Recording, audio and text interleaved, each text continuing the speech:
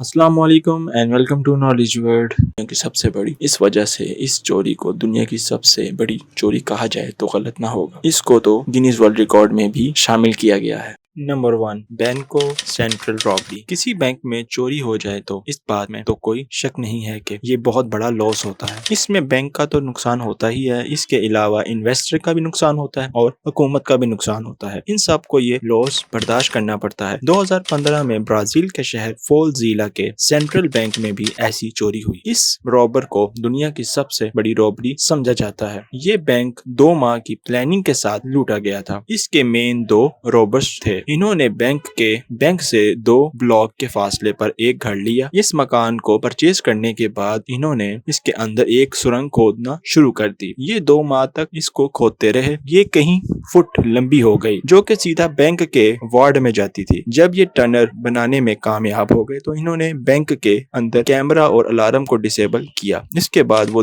دن آیا جس دن انہوں نے چوری کرنی تھی. 6 اگست 2005 کو انہوں نے ٹنل کے ذریعے بینک میں داخل ہوئے اور پیسوں سے بھرے ہوئے 2 کارٹن کو چوری کر لیا. ان میں $160 ملین سے بھی زیادہ کی رقم موجود تھی. جیسے ہی امپلائی اگلے صبح بینک میں انٹر ہوئے تو ان کی شکلیں دکھنے والی تھیں کیونکہ اس وقت بینک میں $1 بھی موجود نہیں تھا. ان چوروں کو تو بہت سرچ کیا گیا لیکن ان کا کچھ پتہ نہیں چل سکا. ان چوروں کی ذہانت کے بارے میں آپ کیا سوچتے ہیں؟ مجھے کمنٹ میں ضرور بتائیے گا. لیبنیز بینک رابری. آپ 1976 میں لبنان میں ہونے والی جنگ کے بارے میں تو جانتے ہی ہوں گے. اس جنگ میں ملک کے حالات بہت زیادہ خراب ہو چکے تھے. یہ ملک اپنی آخری سانسیں لے رہا تھا. اس حالات سے فائدہ اٹھاتے ہوئے روبرز نے ملک کے سب سے بڑے بینک برٹش بینک کو لوٹنے کا فیصلہ کیا. یہ 20 جولائی 1978 کا دن تھا. یہ لوگ سب سے پہلے بینک کے ساتھ موجود چرچ میں انٹر ہوئے. بینک اور چرچ کی دیوار آپس میں جڑی ہوئی تھی. یہ 8 لوگ تھے. ان کے پاس M16 مشین گن موجود تھی. انہوں نے چرچ کی دیوار پر فائرنگ کر کے اس دیوار میں سوراخ کرنا شروع کر دیا. اس طرح یہ لوگ اس بینک میں انٹر ہو گئے. اس وقت ملک کے حالات بہت خراب تھے. اس وجہ سے بینک کی طرف کسی کا بھی دھیان نہیں تھا. انہوں نے بینک کے گارڈ بھی اپنے ساتھ ملا لیے. یہ پورے 2 دن تک بینک کو لوٹتے رہے. ان رابرز اور سیکیورٹی گارڈ نے مل کر بینک سے جو سامان چوری کیا تھا اس کی مالیت $146 ملین تھی. Number 3 Carlton hotel robberies.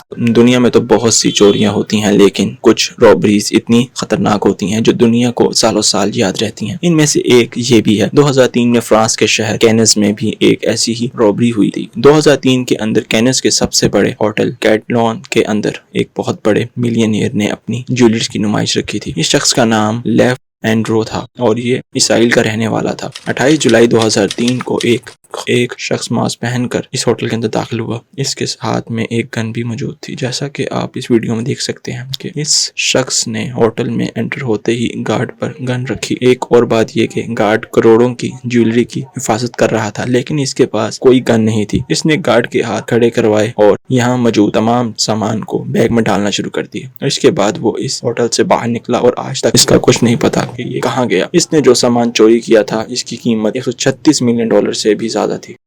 دارالسلام bank rabri. آپ نے بینک کے باہر سیکیورٹی کو دیکھا ہوگا. یہ بینک کی حفاظت کے لیے رکھے جاتے ہیں لیکن کیا ہو کہ یہ جو اس کے بینک کے محافظ ہوتے ہیں وہی اس کو لوٹنے کی کوشش کرنے لگے تو کیا ہوگا. سننے میں یہ بات عجیب لگتی ہے لیکن 2007 میں بغداد کے ایک بینک میں کچھ ایسا ہی واقعہ پیش آیا تھا. اس بینک کے باہر رات کے وقت 2 گارڈ ڈیوٹی کرتے تھے. ایک دن ان کے دل میں لالچ آ گیا کہ کچھ کیوں نہ اس بینک کو ہی لوٹ لیا جائے. اس وقت عراق میں سیول وار چل رہی تھی اور ملک کے حالات بہت ہی خراب تھے.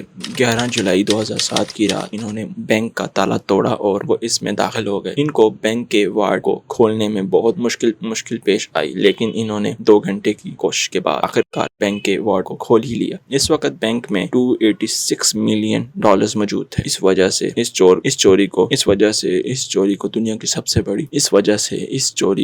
کی سب سے بڑی چوری کہا جائے تو غلط نہ ہوگا. اس کو تو گینیز ورلڈ ریکارڈ میں بھی شامل کیا گیا ہے.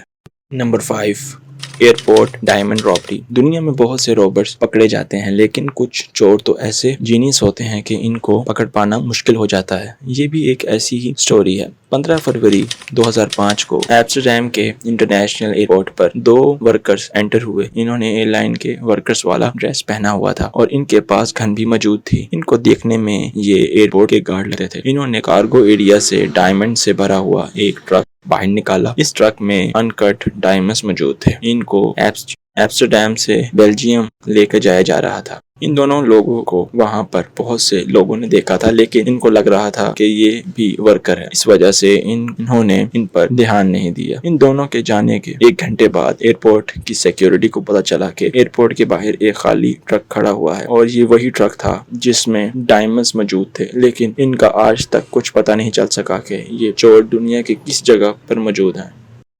اگر آپ کو ویڈیو اچھی لگی تو اس ویڈیو کو لائک کر دیں۔ اگر آپ چینل پر نئے ہیں تو چینل کو سبسکرائب کر لیں۔ ہم آپ سے ملیں گے کسی اور انٹرسٹنگ اور انفارمیٹیو ویڈیو میں۔ اللہ حافظ۔